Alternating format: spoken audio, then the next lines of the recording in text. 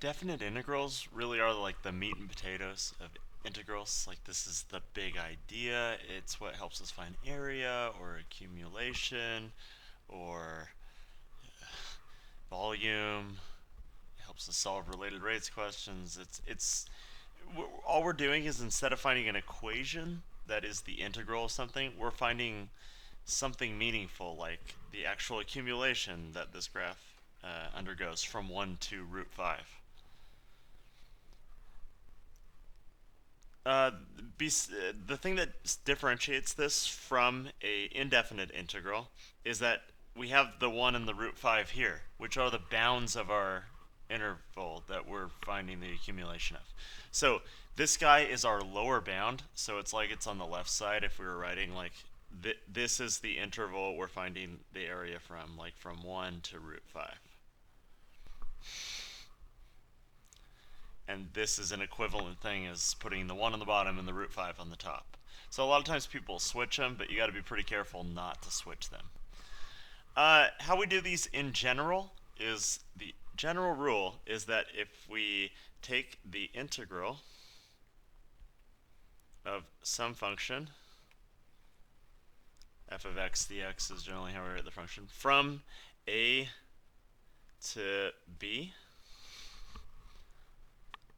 well, our answer is just going to be we're going to take the antiderivative of f, which I'll just call big F of x, and we're going to plug in the bounds, which are a and b.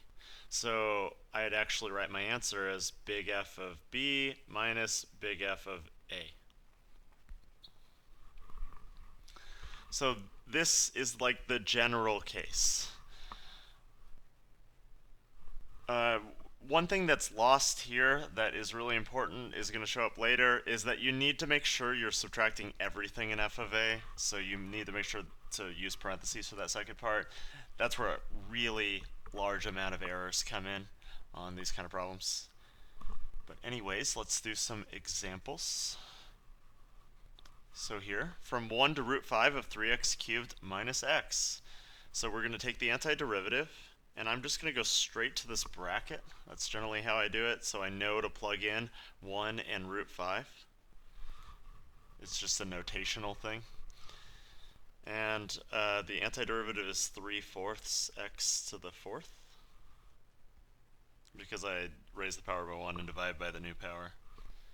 Minus x to the 2 over 2. I no longer have a dx because I have integrated from here to here.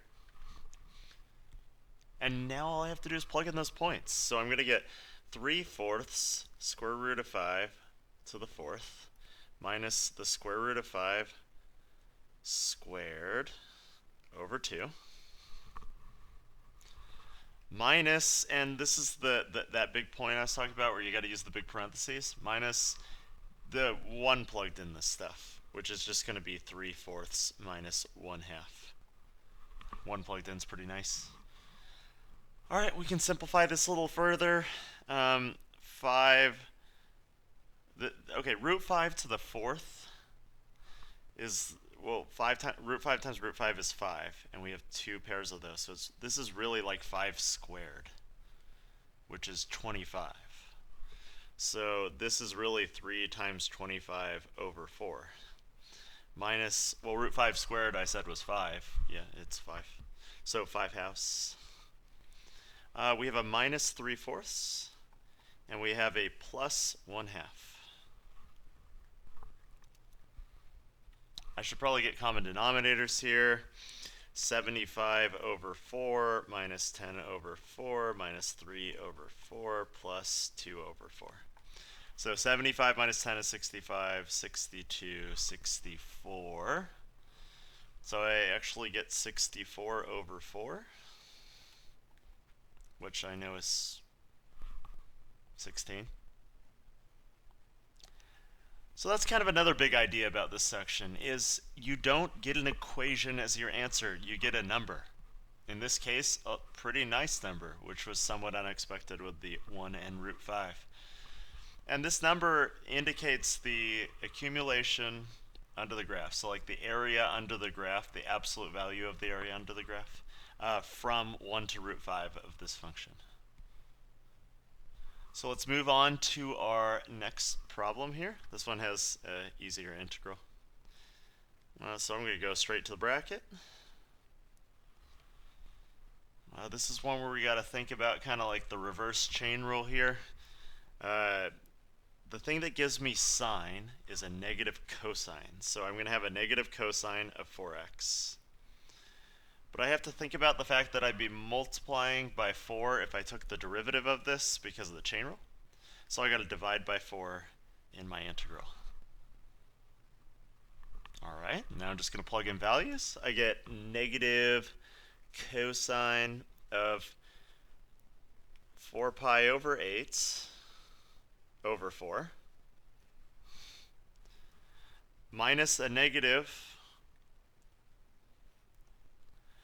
cosine of 0 pi over 8, or 0 times 4 is just 0 rather, over 4. So cosine is of 4 pi over 8 is cosine of pi over 2. Cosine of pi over 2 is at the top of our unit circle at 0. So this is really 0 plus, because minus a negative, 1 over 4. And so the answer is just a fourth. Another one with a pretty nice answer. Let's see if our streak continues.